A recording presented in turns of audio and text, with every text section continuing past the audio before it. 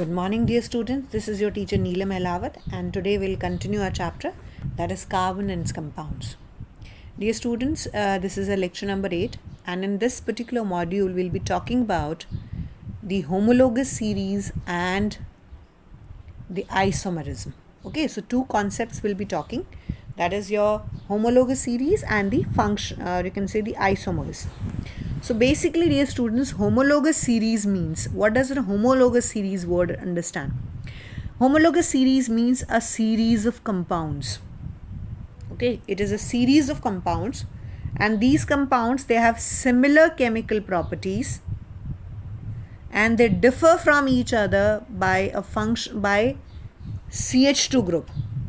Okay, so there is a list of compounds, and all these compounds, they have similar properties, and one compound is different from each other by a additional group which is called CH2. And this particular list of metals is called, a list of compounds is called as homologous series. Okay, this is called a homologous series. Now there are four characteristics of a homologous series. Whenever we are talking about the homologous series, we should always keep in mind that there are four properties.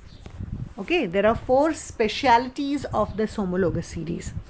First of all, every member is represented by a common formula.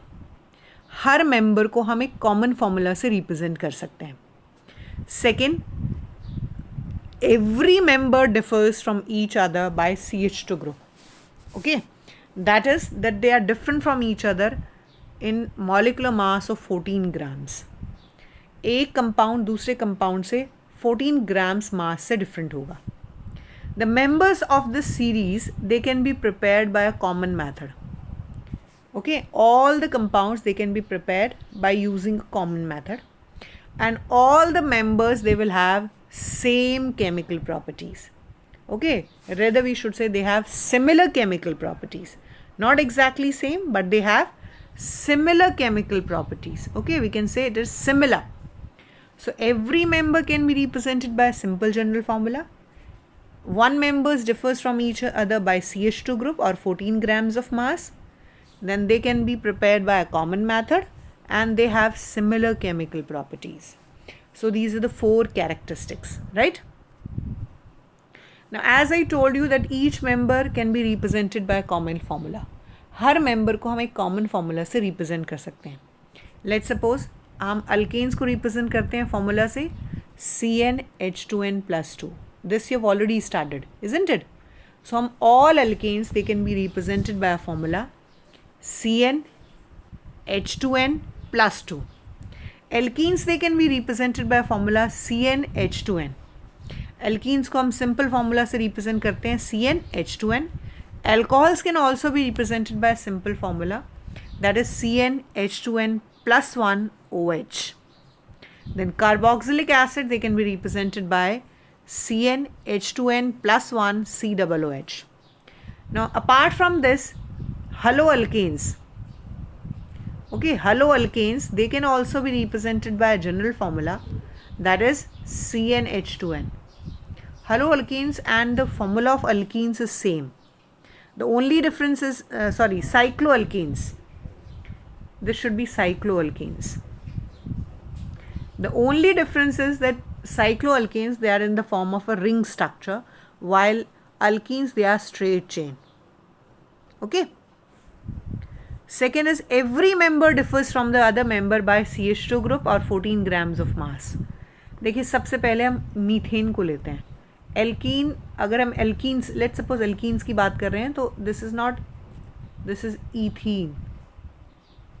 Okay, ethene का formula होता है C2H6. Propene का formula होता है C3H6. Butene का formula है C4H8. Pentene formula is C5H10. So this is a homologous series of alkyne.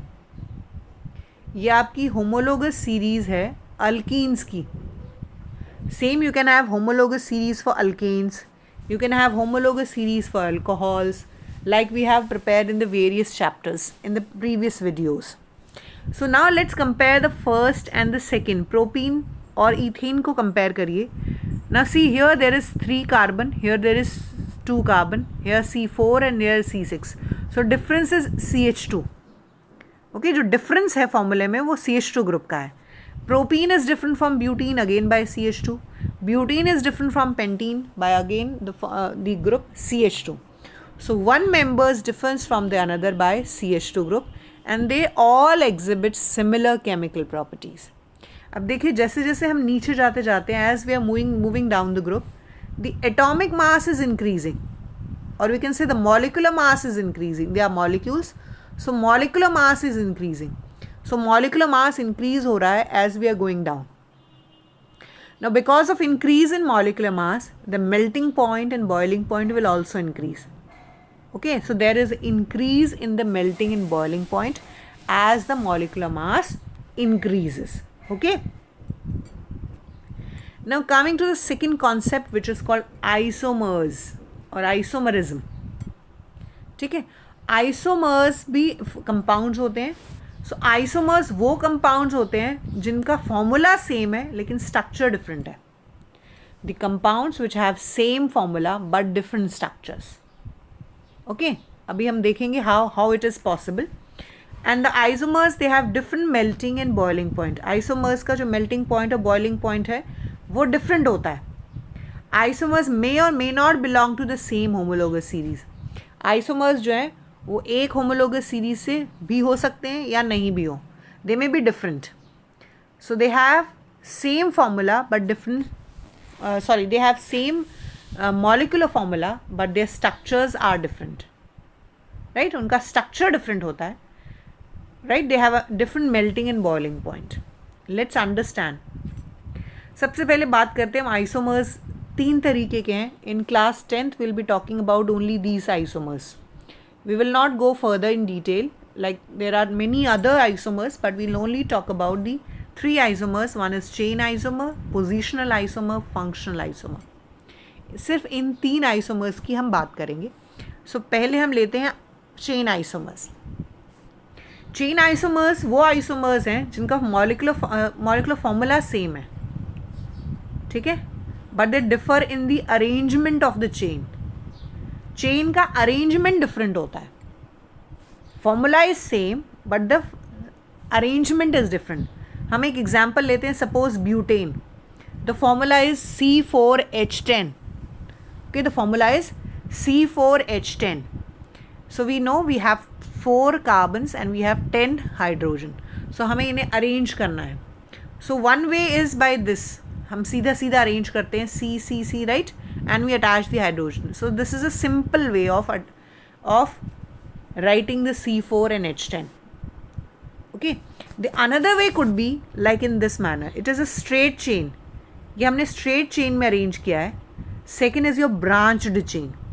अब देखिए दोनों के फॉर्मूले में कार्बन 4 ही हैं. देखिए 1 2 3 4 और हाइड्रोजन 10 है. Here you have C4H10, here also you have C4H10. यहाँ पर भी आपके कार्बन 4 हैं, हाइड्रोजन 10 हैं, लेकिन स्ट्रक्चर डिफरेंट है. यहाँ पर देखिए 3 कार्बन स्ट्रेट चेन में, एक कार्बन सेंटर कार्बन के ऊपर अटैच्ड है. Right, the arrangement is different. So chain, ये एक चेन आइसोमर्स है जिसमें फॉर्मूला सेम है लेकिन उनका चेन का अरेंजमेंट डिफरेंट है. So that is called a chain isomers. So butane has 2 isomers. ये बहुत इंपॉर्टेंट है dear students and they are generally asked. So butane has 2 isomers. One is n butane, हम इसे कहते हैं simple n butane, and second is called 2-methyl propane. Okay, second is called 2-methyl propane. और we can call it as isobutane. हम इसे isobutane भी call कर सकते हैं. We can also call it as isobutane. So butane has 2 isomers. One is N-butane and second is isobutane. The second very important is isomers of pentane. How many isomers of pentane? There are 3 isomers of pentane. अब देखिए pentane का formula होता है C5H12. Okay, C5H12. Now we'll see the structures. अब देखिए सबसे पहले हम इस तरीके से अरेंज कर सकते हैं. ये हमारा स्ट्रेट चेन है. 1 2 3 4 5 and there are 12 hydrogen. So 5 carbon है, 12 हाइड्रोजन है. इसको हम कहते हैं एन पेंटेन, इस अरेंजमेंट को हम कहते हैं एन पेंटेन। सेकेंड इज हमने 4 को स्ट्रेट चेन में अरेंज किया है और एक को हमने ब्रांच्ड में रिमूव किया है, right. So here we will be able to count these only 4 carbon atoms. हम स्ट्रेट चेन में सिर्फ 4 कार्बन एटम्स को काउंट कर पाते हैं and 1 carbon atom is left, right. So this is called 2-methyl butane और we can call it as isobutane. हम इसको आइसोब्यूटेन भी कह सकते हैं because iso means we are missing 1 carbon. Straight chain में सिर्फ 4 कार्बन ही है और 4 कार्बन को हम काउंटिंग दे रहे हैं, एक कार्बन जो है वो मिस हो रहा है हमसे, so that is why we have isobutane.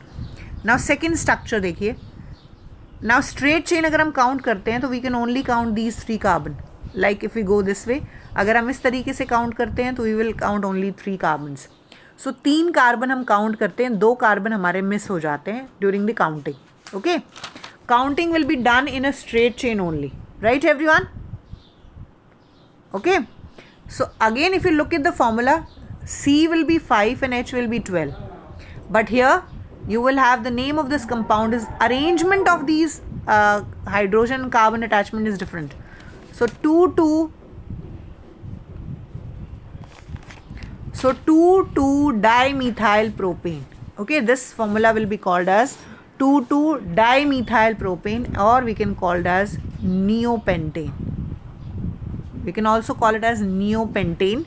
So there are 3 isomers of pentane, 3 chain isomers of pentane, N-pentane, 2-methyl butane and 2,2-dimethyl propane. Okay. Coming to the positional isomer. देखिए as the name suggests positional isomer. ये वो again formula will be same. They all will have same molecular formula, but the position of the functional group will be different.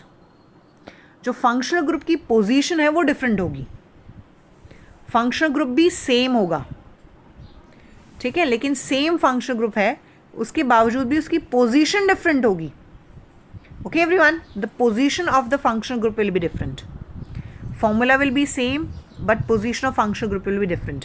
Like I am talking about butene, ठीक है, butene means 4 carbon and double bond.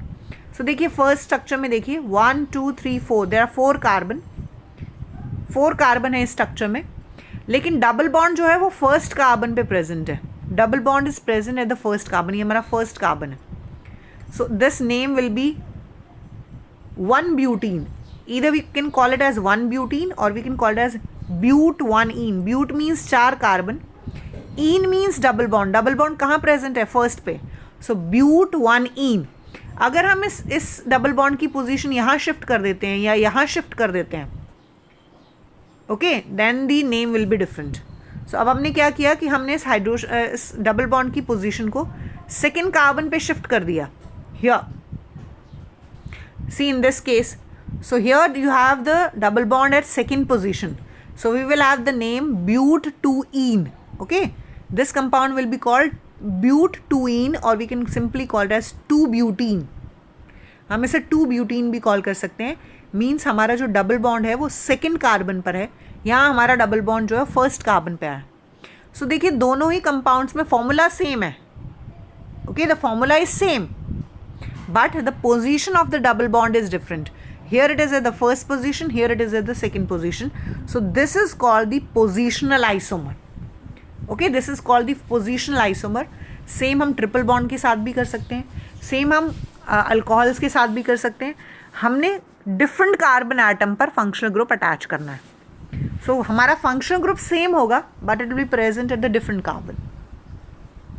The third is functional isomers. Functional isomers क्या होते हैं, हमारा molecular formula तो same होगा लेकिन हमारा फंक्शनल ग्रुप डिफरेंट होगा। Here in this case we will have a different functional group, okay, they will be different functional group. पहले हमारे इस पोजिशनल आइसोमर्स में क्या था, फंक्शनल ग्रुप सेम था लेकिन उसकी पोजीशन डिफरेंट थी। अब यहाँ पर हमारा फंक्शनल ग्रुप डिफरेंट होगा, फॉर्मूला सेम होगा। Let's suppose the formula is C3H6O2, okay, the formula is C3H6O2, okay, so we can represent it like this way. So यहाँ देखिए आपका फर्स्ट कार्बन पे C डबल बॉन्ड OH है, तो यहाँ पर आपका फंक्शनल ग्रुप है C double OH. Okay, here the functional group is C double OH, but here it is attached in the center. So here C double O. So this is your compound is ethanoate. So this is your methyl ethanoate and this is your propanoic acid. तो यहाँ पर आपका functional group भी different है. Formula same है. Formula in both the cases, here also the formula is C3H6O2, but the arrangement of the atoms is different. Arrangement different है और इसीलिए एटम्स भी सेम है लेकिन अरेंजमेंट डिफरेंट है और हमारे पास दो डिफरेंट कंपाउंड्स फॉर्म होते हैं. पहला कंपाउंड है प्रोपेनोइक एसिड, दूसरा है methyl ethanoate. So this is called your functional isomers. So there are 3 types of isomers: chain isomer, positional isomer and functional isomers. Now let's compare all the 3. So chain isomer में क्या होता है, carbon compounds का arrangement different होता है. Arrangement of the compounds is different. Carbon और hydrogen का जो है स्ट्रक्चर अरेंजमेंट डिफरेंट होता है. सिमिलर केमिकल प्रॉपर्टीज़ होती हैं, फिजिकल प्रॉपर्टीज़ ज़रा से डिफरेंट होती हैं एंड जितना ज़्यादा ब्रांचिंग होगी उतना बॉइलिंग पॉइंट कम होगा. ठीक है, स्ट्रेट चेन में बॉइलिंग पॉइंट ज़्यादा होगा, अगर उसकी ब्रांचेस निकल गई हैं तो उतना ही बॉइलिंग पॉइंट कम हो जाएगा. पोजिशनल आइसोमर्स में देखिए नंबर ऑफ कार्बन सेम है, फंक्शनल ग्रुप भी सेम है, लेकिन फंक्शनल ग्रुप की पोजीशन डिफरेंट है. सो केमिकल प्रॉपर्टीज़ सेम होंगी, सिमिलर होंगी, लेकिन फिजिकल प्रॉपर्टीज़ डिफरेंट होंगी.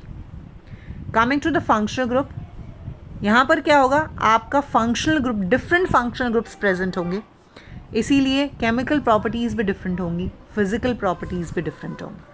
Okay, clear? So for your homework for today is, first of all you will make notes of this topic and you will read the page number 65, 66 and 67. Dear students, these two topics, they're very, very important, especially the isomers. Okay, so these isomers, they are very important and you must revise this topic thoroughly. And if there is any doubt, you can send your queries on to me on my personal number, right? Okay everyone? So that's all for today. Bye everyone.